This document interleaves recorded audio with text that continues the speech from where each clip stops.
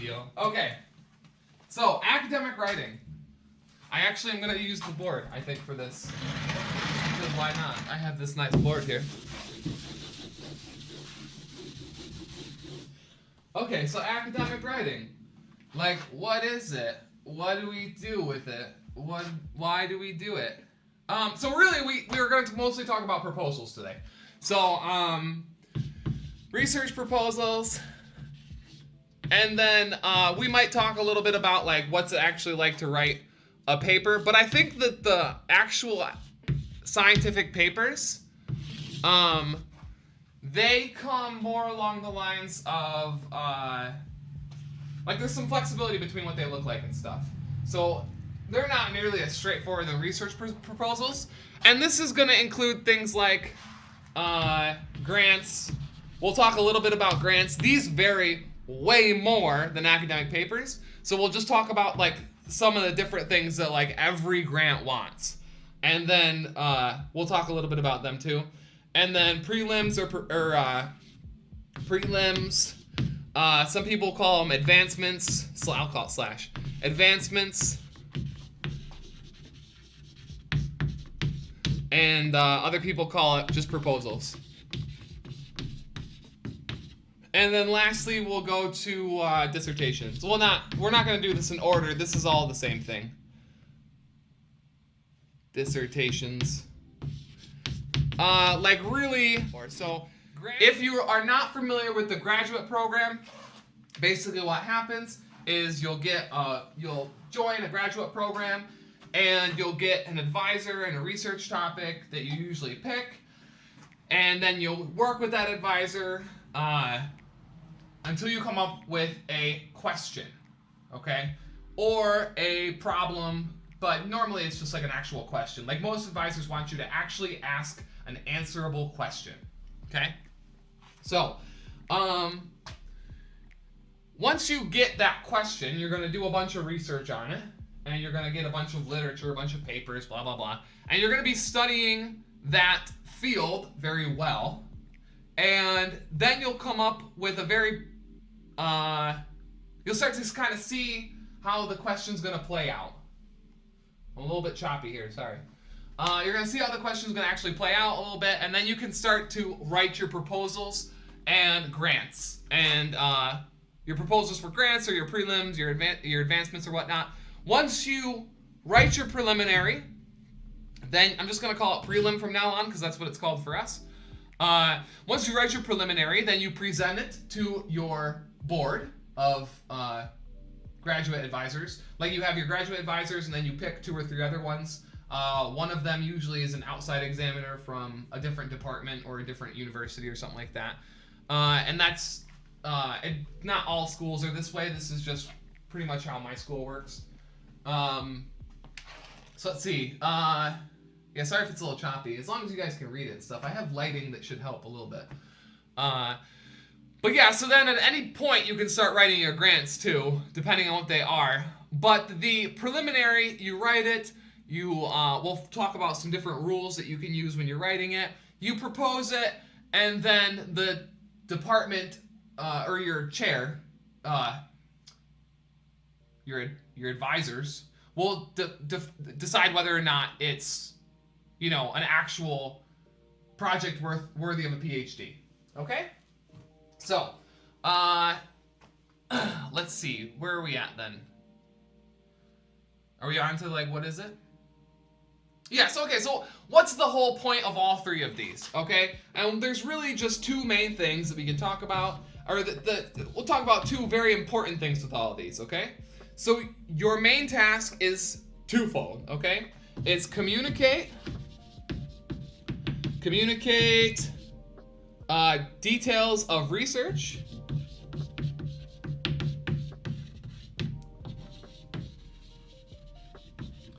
and the second one is to convince.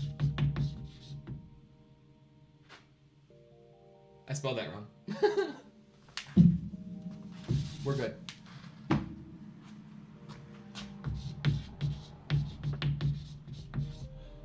Convince people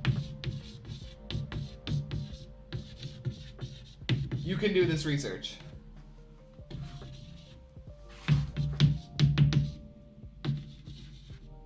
Now these kind of are more directed at like an actual preliminary.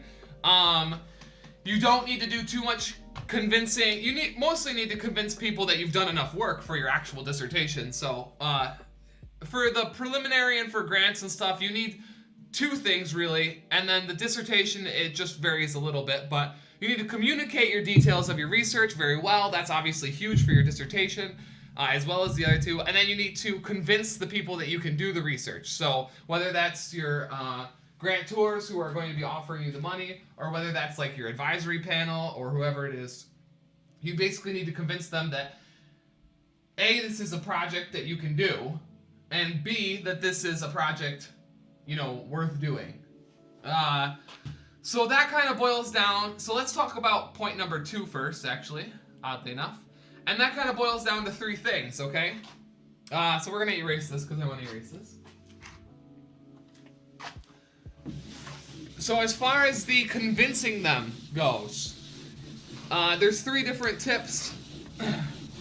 And I'm going to kind of give you like the website and stuff I found that kind of helped me get a handle on this. I'll give you that towards the end. You get more chalk though. Okay, so there's 3 things that you need to consider really. And one would be, you need to actually have a crystal clear, spell that right, crystal clear, well-defined question. So this needs to be an actual answerable question. I think that's kind of something that people don't emphasize enough. This is something that I got from watching something from Brian Greene, where he says that he often tells a graduate student, I don't know why he said this, I can't remember the context, but he tells that a lot of people, when they come to him to work on projects, they don't have any idea of what an actual answerable question is. So, and most of this is going to be me giving my my research as an example, okay? So for instance, me.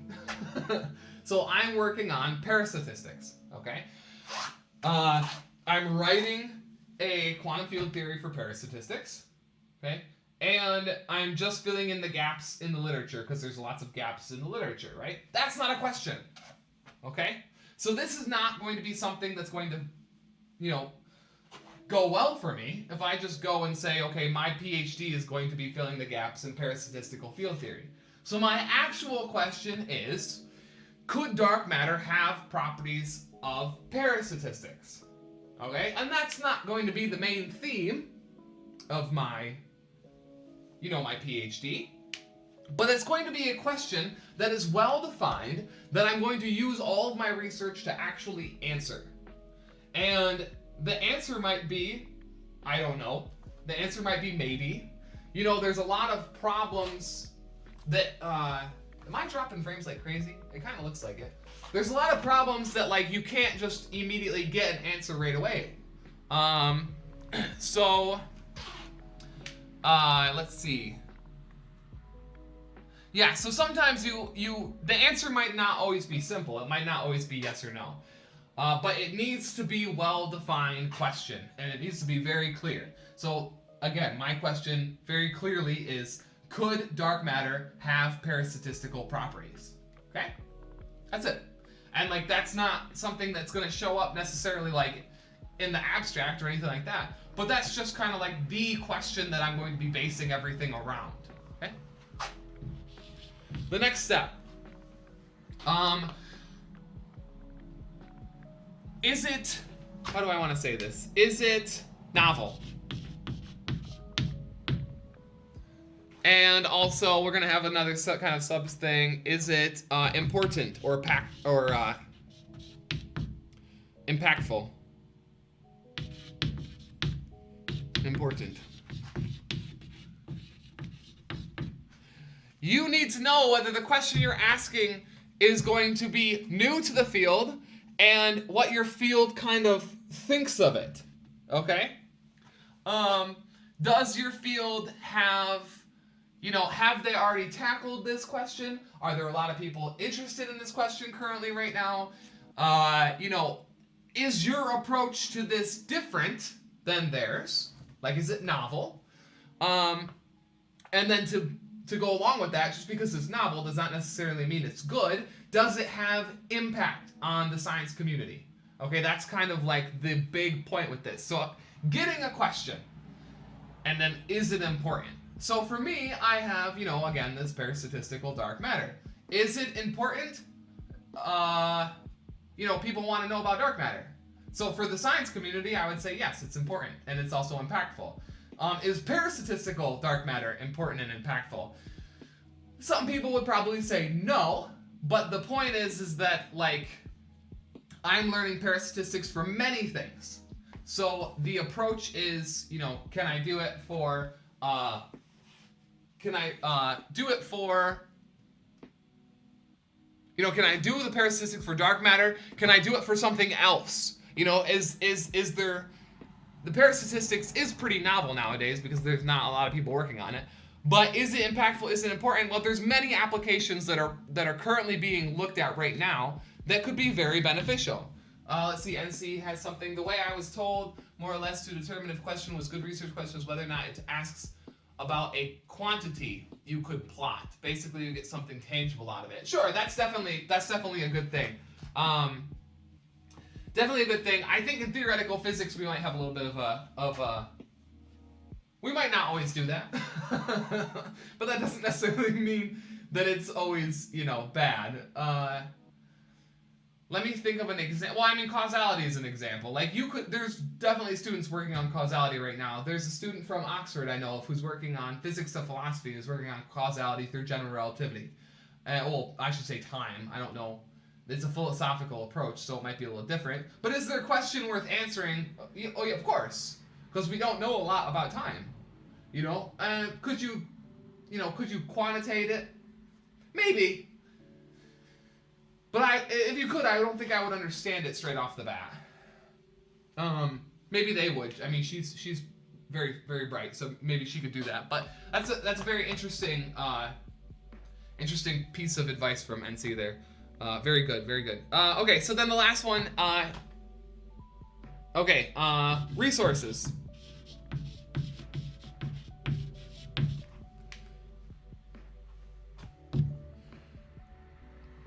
Let's see. How do I want to say this?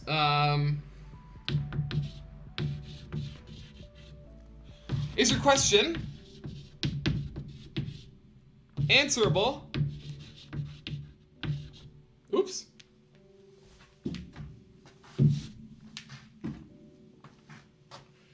Is your question answerable with your given resources?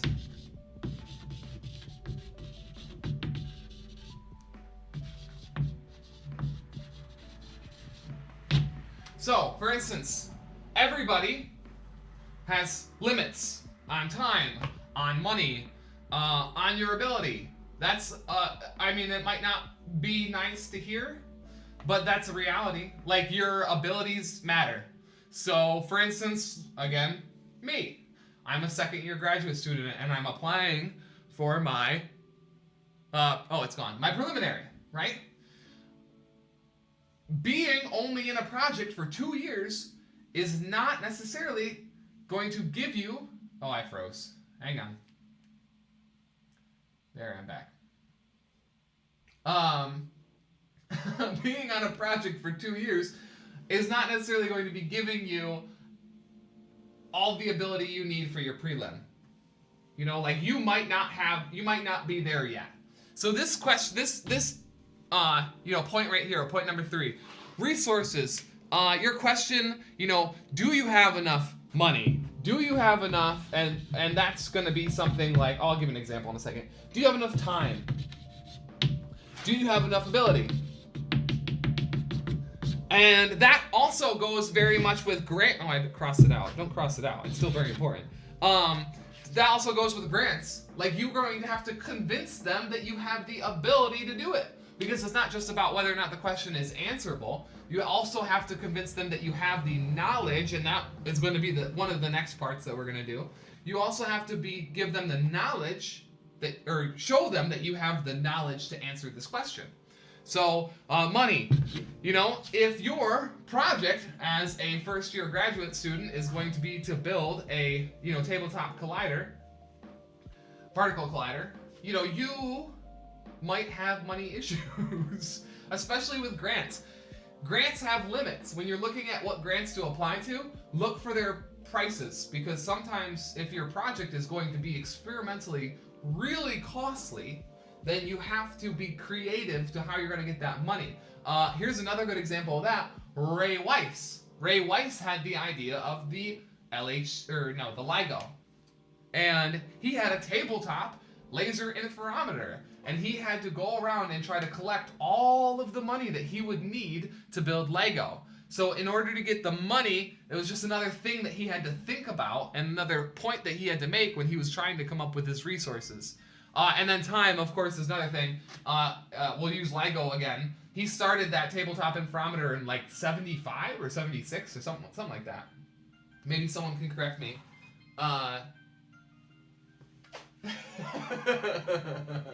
Easy peasy.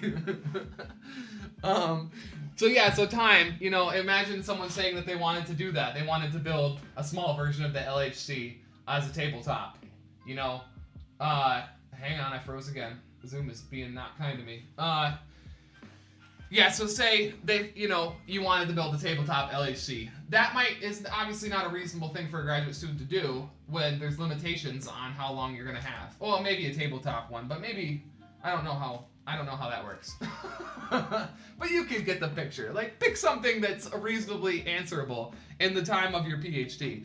Now, later on, when you're looking for money and stuff, time is less of an issue, because you're going to be looking at some grants and stuff that will say like, oh, we're going to fund you for the next 25 years. That's obviously very different. So if someone says, I'm going to fund you for the next 25 years, time is something you can play with a little bit. But money and ability and stuff. Another thing that they had to do, one of the reasons that LIGO worked, and I go back to this ability, I think that, ability is one of the things that people overlook as one of the resources you need to have. Barry Barish. Barry Barish was the guy who got everybody together for LIGO. Well, maybe not everybody, but the majority of people he got together for that LIGO collaboration, which had like thousands and thousands of people. Bugs. Had thousands and thousands of people, and he got them all together to work on this project together. No single person could have done LIGO. The ability for one person to do LIGO is just not there. So the ability had to come from Barry Barish to go around and get everybody together. And that was just another thing that he was able to do. And that was why LIGO worked. It's because they had a crystal clear, well-defined question. They had novel, impactful importance. And like even this week, there was a really big deal. I'm not 100% sure why. I didn't really read the articles and stuff. But there was a collision of two black holes that were very, very different in size. And again, I'm not 100% sure of the significance, but it was a significant deal. A lot of people got very excited about it. And I take them at their word for that. I should just read the articles, but I'm a busy boy. Okay, so, and then lastly, resources. Check to make sure that your proposal, you can demonstrate that you have the resources necessary to actually handle this type of question. And if you don't have the resources necessary, then that you can, acquire those resources. Okay. Moving on. So again, this is just 3 things about convincing your grantors, your advisory panel, and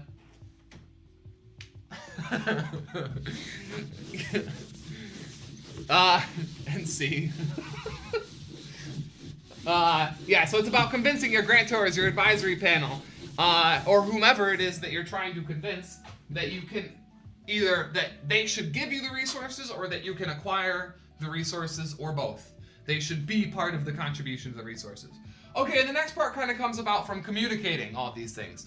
So what should be like kind of, and it's going to be very rough because like I said, these are all very, very different things. What should be in the preliminary? What should be in the dissertation? What should be in the grant proposal? Grant proposals are very different. Most of them have a very strict set of rules you have to follow. So just kind of grant proposals, when you actually read it, you're going to be told what to do. So it's not necessarily fully applicable right now. But just think if like someone were to say like write down like an academic proposal for this grant, then you could think about these things. Okay. So firstly, the title. The title's very simple. What's in a title? Well, you should have a couple things. Now these are all taken from, or most of these ideas are taken from a place called, hold on, Grad Coach has a bunch of YouTube videos up. And so Grad Coach, and then where did I get the rest of them from? I kind of compiled them from a couple other places as well.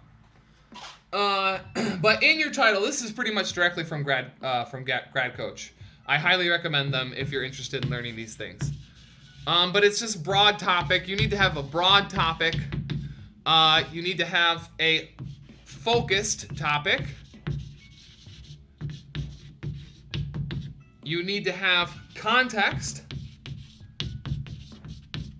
And then methodology. So we're gonna do an example of this using my own work.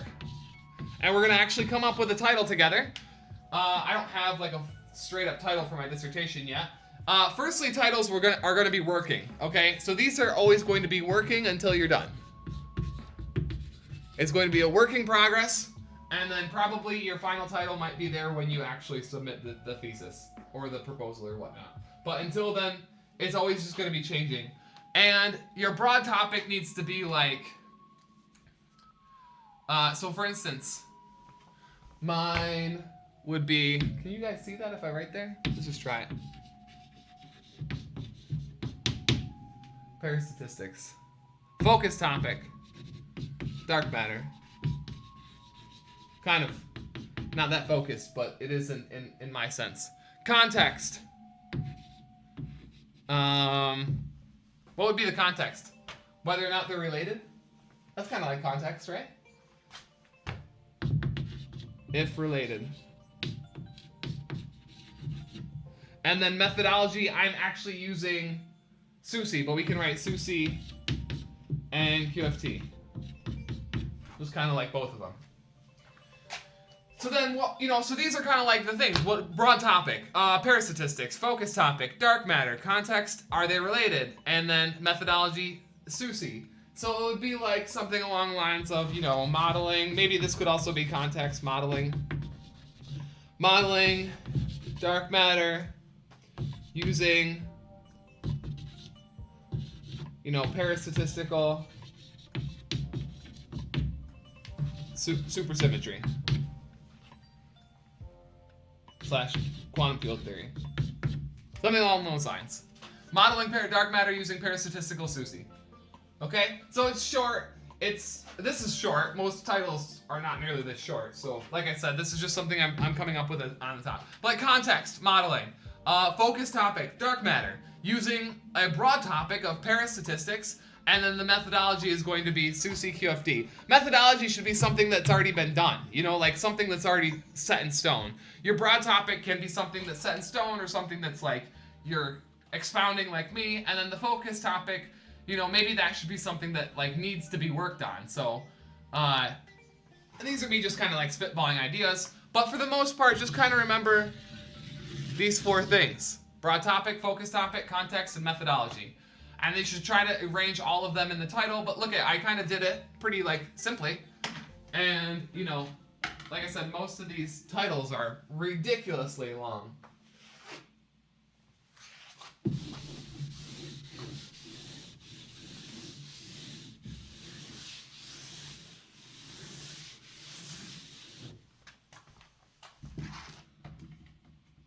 Okay. So then, oh, nice. Good luck, Sensi. Okay, so then, what's next? We have, so sections.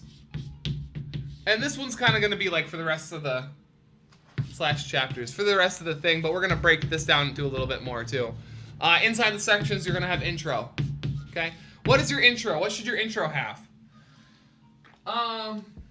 So this should have kind of like a section where you lay out basics. I mean, this is like the basics of your project. So for me, for parastatistics, in my preliminary, I spend probably 2-3 pages of my preliminary, which is not going to be long in the first place, just explaining what parastatistics is. Okay? I started out with a history on it and was told I should not be doing a history on it, which we'll get to later. And you can do a history, but it's got to be very specific.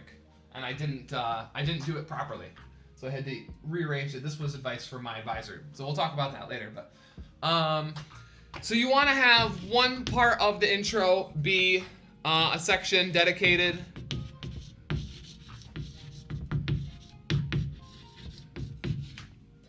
to overview and jargon. Make sure that the rest of and one of the tips that my advisor gave me is to write your introduction after you've written the paper. And the point is you want your introduction to be explanatory of the rest of the paper. So for instance, if you're like 3 pages, if you're 3 pages in, okay, and you introduce a new term and you don't explain it, then there's a few things like, A, why are you introducing a term I said 3 pages. Did I say 3 pages? I meant like 3 chapters in. So if you're 3 chapters into your dissertation and you're introducing terms for the first time, there needs to be a reason why, right? There can't just be like something for, simplicity. So for instance, for parastatistics, commutation relations, right? Obviously we have these big deal with commutation relations. If I ignore all of that and then begin to define my commutation relations in chapter 3, that's kind of a big deal, right? Because, what's that? Oh. Yeah, that's kind of a big deal because everything with parastatistics falls down to what happens with these commutation relations. So your first intro needs to be everything about overview and jargon. You should not really be introducing basics in your 3rd chapter, or later on or whatnot, unless there's a specific reason, like it hasn't, it's very specific to the 3rd chapter and it's not very specific to the field itself. But the broad overview should be everything, that is very specific to the field itself. So the broad, what we talk about for the title, the broad topic, yeah. And then maybe even some of the focus topic, like you could, for me specifically, maybe talking about like some of overview of dark matter, like why it's important, why parastatistics makes a good fit for dark matter or whatnot.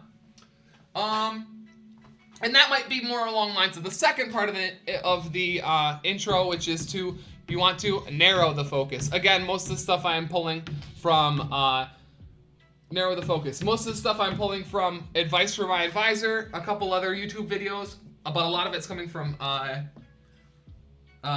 Grad Coach, so I highly recommend them as well.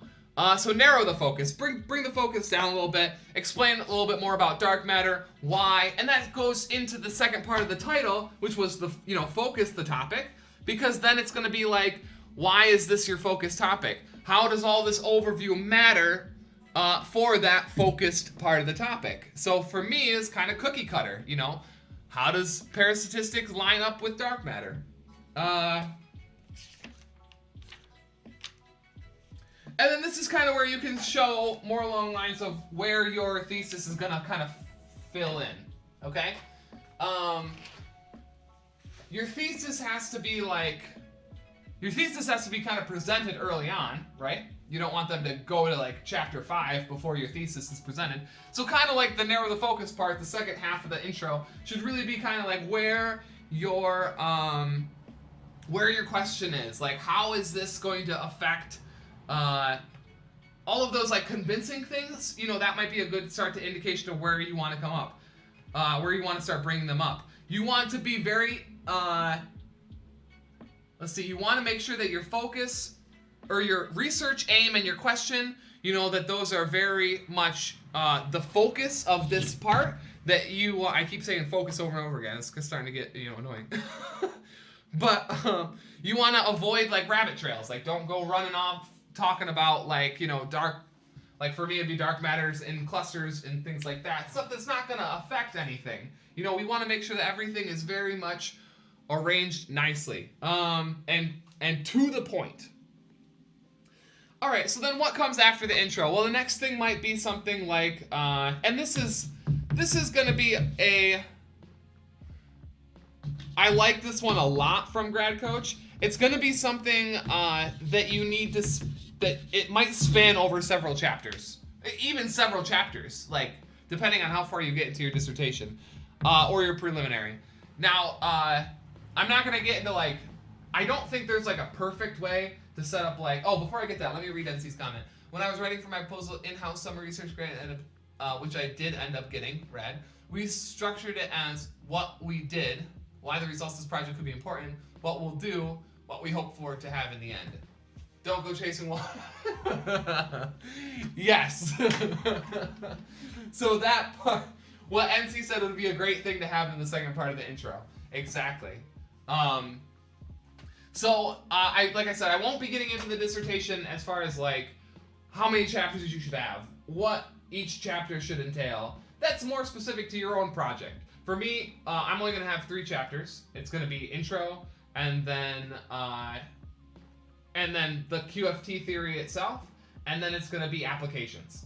And that's pretty much it for my preliminary. For my dissertation, it will change. It'll probably be 2 more chapters or 3 more chapters, and they'll be a lot longer. But for the most part, I'm not, and that's just what I'm guessing. Like I said, I think projects kind of change based off of what you actually do. But literature review, I really liked that Grad Coach went into literature review. It's so important.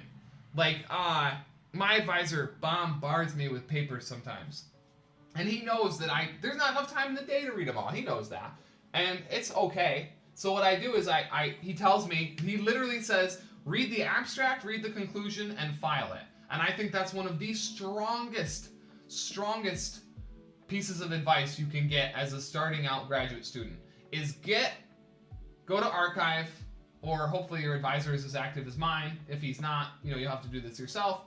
But find articles that are very important to your field, read the abstract, read the conclusion, and then file it. Unless it's like very pertinent to what you're doing right now. But like right now I'm doing supersymmetrical path integration calculations with this generalized statistics, okay? So there's not much that he's presenting to me right now that's going to be relevant to that very specific thing that I'm doing.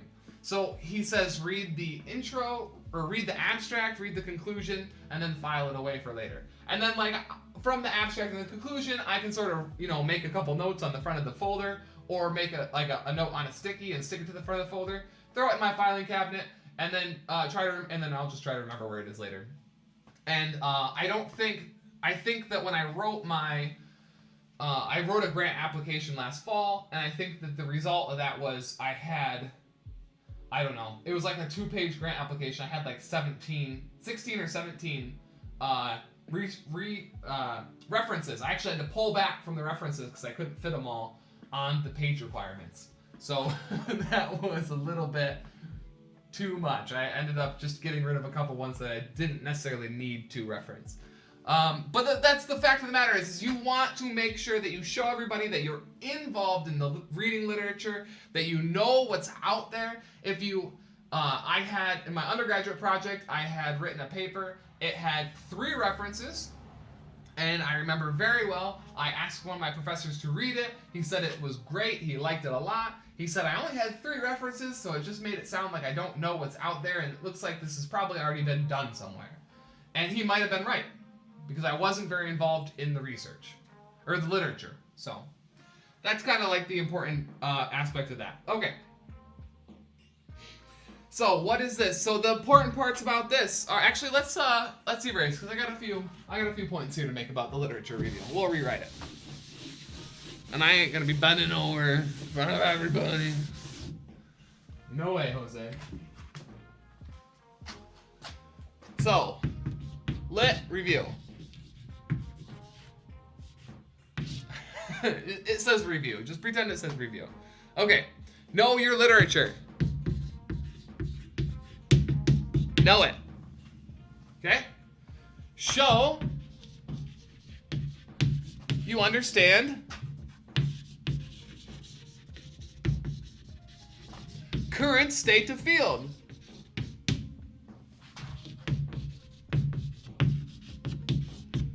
And we're going to talk more about like how to do that in a second.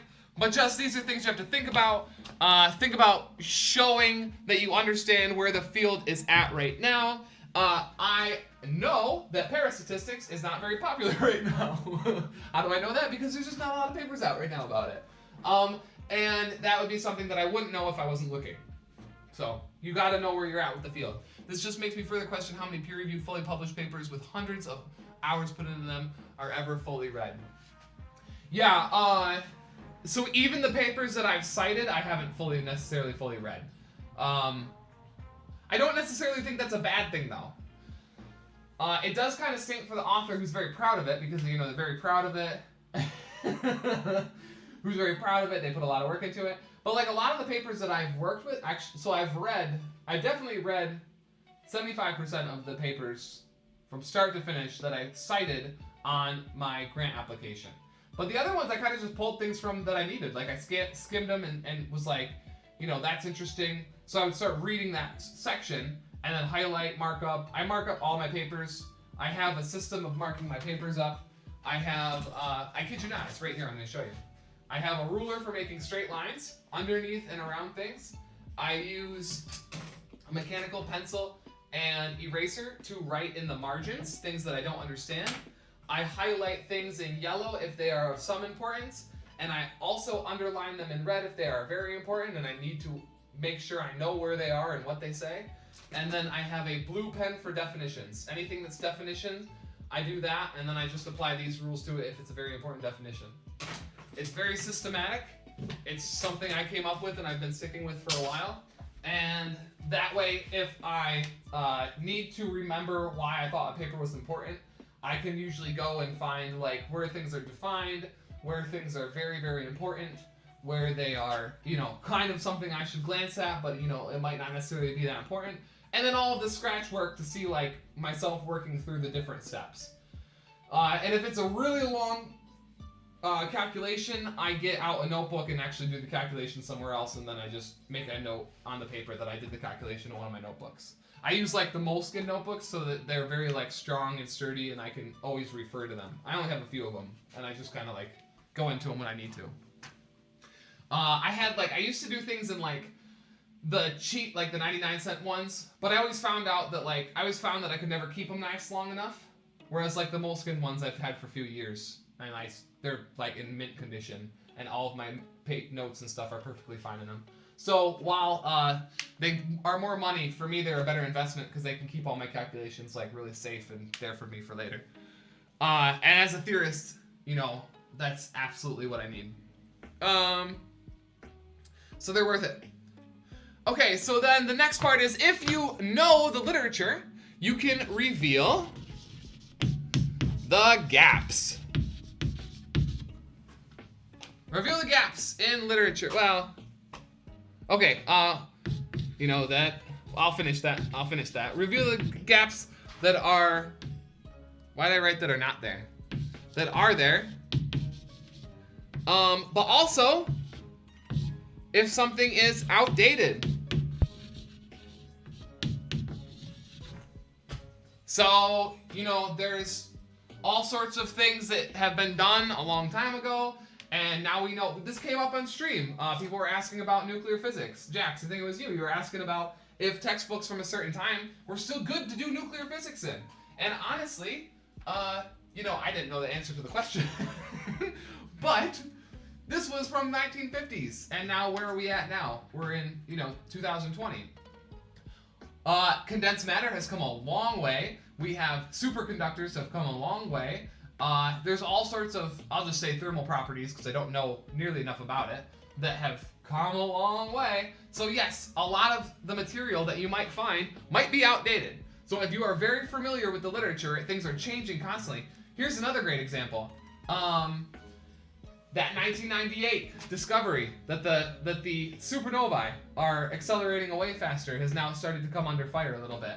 And that's obviously incredibly important to the physics community, because now you had something that was set in stone. It won a Nobel Prize in 2011. it's like everybody says the universe is accelerating away. And now you're starting to come up with new data that's saying, well, it doesn't look like that's happening that way everywhere. Now there's a little bit of indication that some parts are accelerating like that and other parts are accelerating differently, and that the but again, it's not my field and I don't know a lot about it, so take that with a grain of salt. But either way, things get outdated. The new group that was doing that has looked at, like, I think it was like 700 something supernovae, as opposed to the first group that looked at a small fraction of that. So things get outdated. And if your research is to update that, make sure that you follow all the literature so that you know that the gaps are there to be updated. Okay. So the next one's a little bit, it's important. No, it's very, very important, but I have some things to say about it. So show how your methodology, we'll call it meth for short, methodology approach, or methodological approach, is inline / better, is inline / better with / then better than existing research. So you need to know what the other methods are. That's it. You need to know what the other methods are. Hold on, I missed it. I guess it begins with what the purpose of publishing a paper really is. It is to have everyone in the field read it completely. Is it to provide something someone with another research question can point to? Yeah, definitely. Definitely. And I think again, that's what it really matters. And there's some papers that kind of cater to both of those. Some papers are really read from front to back because everything in them is something that's going to be very important. And the other papers are, okay, can you grab it? And some of it is formalism, and some of it is, what's the other one? What's the one that's not formalism? Some of it's formalism, and other parts are like adding things to the field, And sometimes the formalism is needed to get to that part where they're going to be contributing. All right. Last one. Oh yeah, so know the methodology. Know that your approach is either in line with the methodology or that it's going to accomplish everything that the other methodology did. This is a very big, important thing. If you are doing something and it is contradictory to something that's out in the literature, that's an obviously big problem. That will always result in you getting into some sort of problem when you're trying to go about this grant or this preliminary process. So know the literature and know what the results are. Last one, don't do history. And this is what I got stuck in, and this is where we're going to take a break from the board and look at something from Grad Coach. This is what I got in trouble with. So the point we're on now is don't do history, okay? They don't want to hear a history lesson, apparently. I love history. I love science history. So it broke my heart when they told me they didn't want to hear the science history behind parastatistics. Or my advisor, at least. But he was right. So what we're going to do is look at something Grad Coach has. Beautiful little thing here. Analytical writing versus descriptive writing. So what? Okay. Sorry, I had to do that. Alright, so let's talk about descriptive writing versus analytical writing. I will put this in chat. This is a nice little boop. Nope. Oh, I did. Maybe that'll work? I think that'll work.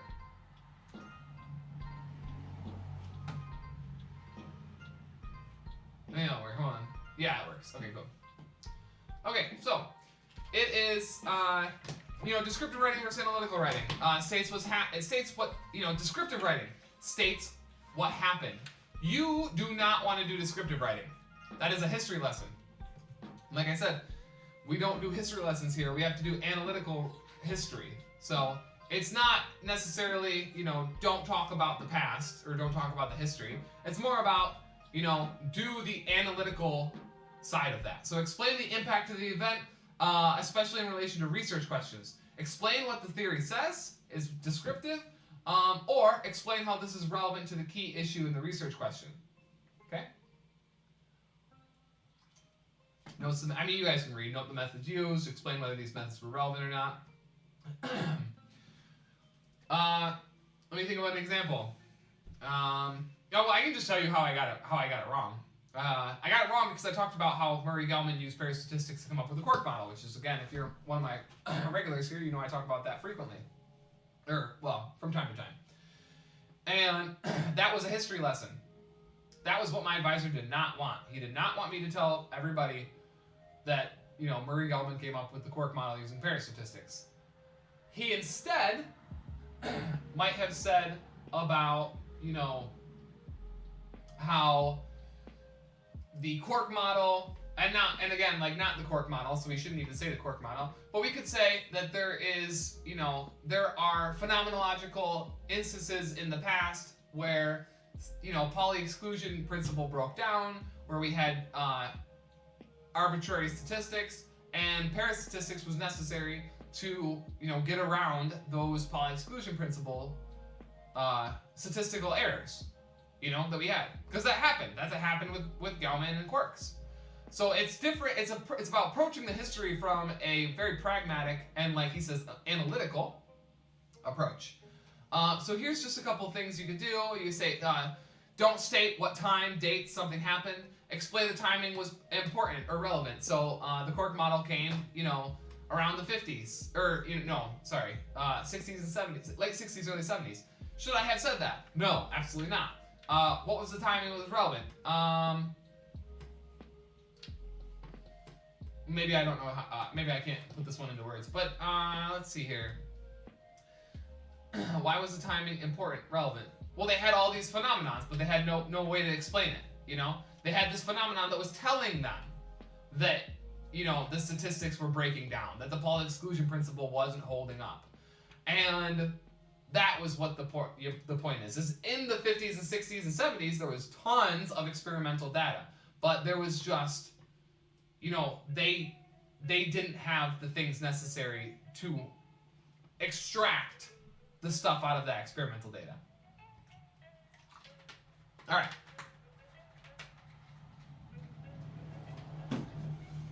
The rest is kind of straightforward. Provides various pieces of information to draw conclusions in relation to various information.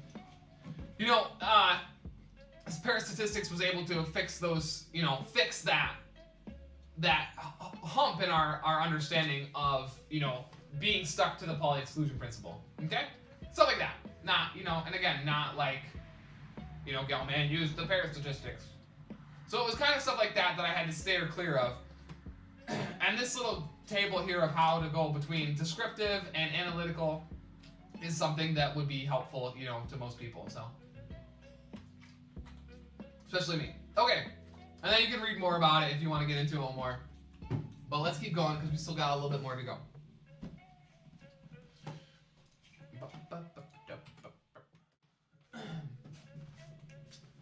Okay, so we did all of the lit review, okay? Everything kind of about like what the literature means to each research paper. And this is true for every research paper. Everything you write academically, you need to show that you understand at least the literature relative to the paper that you're writing. You should not be writing a paper and like me, like I did in undergraduate, with 3 references, and it gives the reader the indication that you did nothing novel because you don't know what novel is in that field. Okay, next up.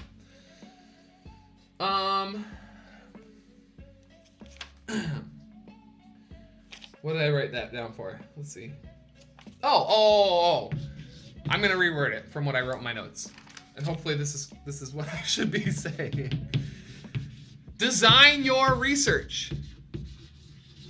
Now, there's a couple things. I can't really speak to the experimental side too much, but you can kind of get the picture of what an experimental research design should be, because you're going to actually be like, if you're experimental, you have already thought about designing your research. That's kind of like the idea behind it.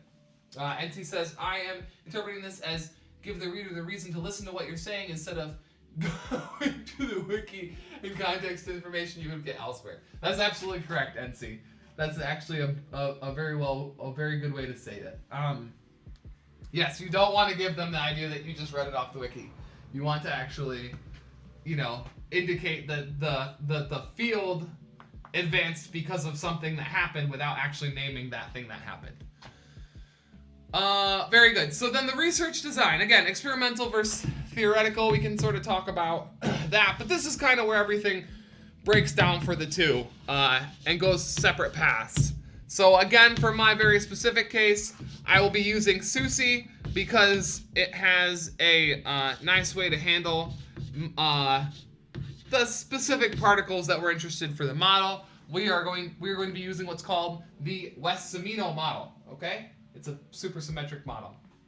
And that model is how I'm going to design my research. Everything that I'm going to be doing for quantum field theory will end up being back to that Wess-Zumino model. Why? Because that's in line with the focus. The focus is to get into that dark matter stuff. And that dark matter stuff is all part of the Wess-Zumino model. Well, it's, the parastatistical Wess-Zumino model. The one that we made up, or he made up. But that's kind of like the design. The design is going to be, first, figure out the quantum field theory rules for parastatistics. Next, apply them to supersymmetry. Next, have a completed supersymmetry parastatistical field theory. Next, apply that field theory to the model to get actual amplitudes and see if I can come up with any type of data that we can look at cosmologically or in particle colliders. And that's going to be like the layout of the design of the research. Okay.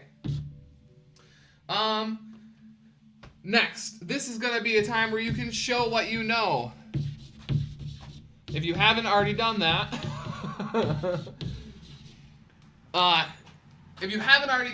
this is definitely going to be time to do it. Oh, Jack says, sorry guys, I'm going to say cheers. Oh, of course, Jax. Have a great night. I can clip it for sure, and we'll do another one on YouTube. Hopefully this goes good. Bye, Jax. This is synthesized information once I fully understand. It's great, So yeah, so show what you know. Show that, so this is the perfect time where you're actually talking about the design itself and how your research is going to benefit the field by actually explaining everything that you know. All right, we're gonna wrap this up too because it's getting really long-winded. Show what you know. Show what the methodology is going to be. Use the jargon that you've already laid out. Use it properly. That's very important. And then let's see here. What's next? Realize your restrictions. Realize what your restrictions are. Again, time, money. Can you complete it? This is the part where, like, if you're laying out your design, you should not be designing something that you know is going to fail the resource test. Those first things were all like descriptive things, but make sure you know that this part, the design, is not going to fail those three things that we talked about right at the beginning. You should not be too ambitious so that those resources go to pot. You want to make sure that you have, that you explain your purpose properly. Okay. Well, I don't think the last one's very important. But yeah, it's basically design your research, and then maybe I should just write it for sure. This goes back to the ability. Know where you are in your research.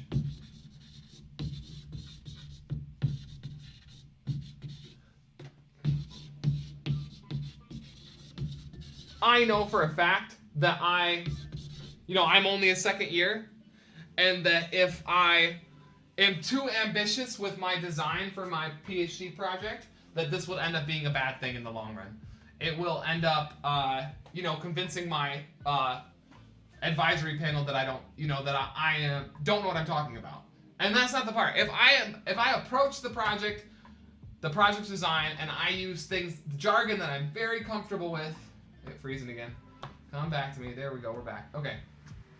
If I use jargon that I'm very familiar with, if I use, calculations that I can confidently do, then my advisory panel will be, have much better confident in my ability and will know that those things that I was trying to show them, the 3 steps, were correct because I'm not using jargon incorrectly. I'm not having errors in my calculation. I don't do all this stuff. So know where you are in your research. If it's a preliminary, if it's a grant, people are understanding, but they're not as understanding as if you just go full bore and that you try to impress them with all this nonsense jargon that you don't understand, calculations that you don't understand. That's awesome, NC. I absolutely think you should do it. I think I'm leaning that way as well. I want to be a researcher first and foremost, but I also want to be a professor as well. I think that's the way I want to do it. I think I'd like to have like both, like for a while, like be a researcher independently for a while, and then eventually move into a professorship. But like honestly, like if I started as a professor, I would not be upset. I really do like teaching, and you seem to be very, very talented at this stuff as well, from the notes and from just your interactions in chat and stuff. So that's going to be like designing your research. That's going to be kind of like the end section of the thing. Like you should be having the first part of the paper, or the first part of the preliminary, laying out all the literature. So you go overview to like why your overview is the way it is and why it matters by focusing down on that topic. Then you go into your literature review. You know, show them that you know everything in the literature, and then show them that you can handle it, and then your that your project aligns with it, at least in some regard it aligns with it. And then lastly, then the next part of that, almost lastly, research design. Show them that your design is correct. And for me, the literature review and the design, the research design is going to be a lot of overlap between the two. And then lastly is references. We're just going to do a quick thing about references. In the sciences, it's a lot simpler, so I'm going to do a little example here. Just show you where to pull it. Maybe I should do LaTeX and BibTeX. So I'm just going to do a quick example. Hi. Is that it? Okay, I'll do the example when I'm done. But let's see, what else is there? Yeah, we talked about that. Maybe one other thing we should talk about is, make sure that if it's like super experimental, that you lay out your project plan with the following things. Risk management. So let's say, so this is more for like, experimental. This is stuff that I didn't include but should be included somewhere in all of your stuff. I don't know where either because I'm not an experimentalist. But, risk management.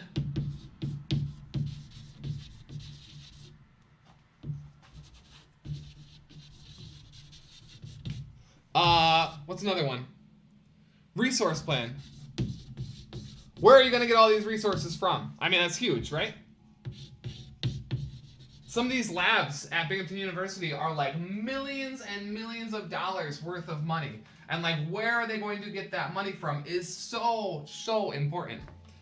And then lastly, this is one I was very familiar and did not think of, but it's actually very important, and it 100% depends on what you're doing, but your ethics compliance. Is what you're doing ethical? And that's so important to especially grants. They want to make sure they know it's ethical. If you're going to ask, my LaTeX guide doesn't cover BibTeX. Okay. I'm not going to go too deep into BibTeX, but I will just show you kind of like where to pull citations from and then what to do with that. All right, so where are we at? So a couple other things is, let me just make another couple other, I'll write them down, they're worth writing. So kind of like big stars, right? Don't rush. The preliminaries, the dissertations, the grants, grants have deadlines, so you have to meet the deadlines. But like all of the other papers and stuff, they can go with you. Don't make mistakes. Don't set out errors. Grants for money, like educational grants. So there's states in Canada work the same way, I'm sure, with this, where you just apply for grants. And most of the time they want to see like academic statements, and this is like kind of what your academic statement would do. So don't rush, don't make mistakes, especially for grants. You don't want to show your grantors that you have tons of calculation errors because you're not running. And then this is kind of like along with that.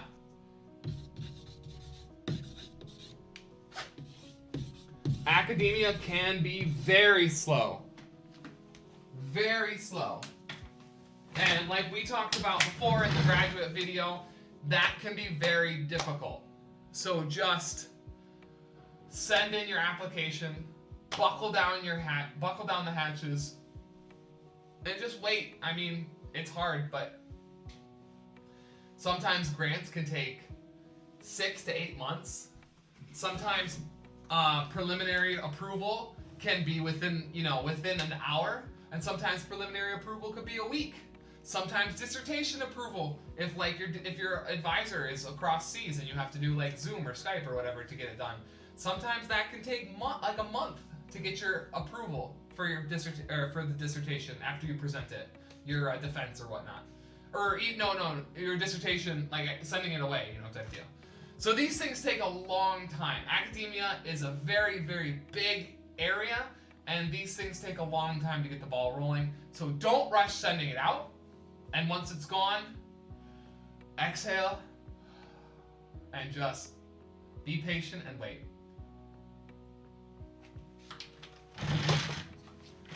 Or find the theory of gravity in one go. Or find the theory of gravity in one go. I suppose there's always that. That would be the ideal situation. All right, let's take a look at BibTech real quick. So BibTech's kind of nice because what you can do is you'll have if you go and find, like, if you go to Overleaf, so go to Overleaf. I'm not gonna go bring my Overleaf up. I feel like that would take too long. But if you bring up your Overleaf, you'll have, and you go to the templates, a lot of times what you'll get is like a bib file. So this is what you're gonna do. They'll have directions for importing the bib, but if you just kind of want to see like a rough idea of what it looks like, we can go to archive. Let's see if we can't grab a paper.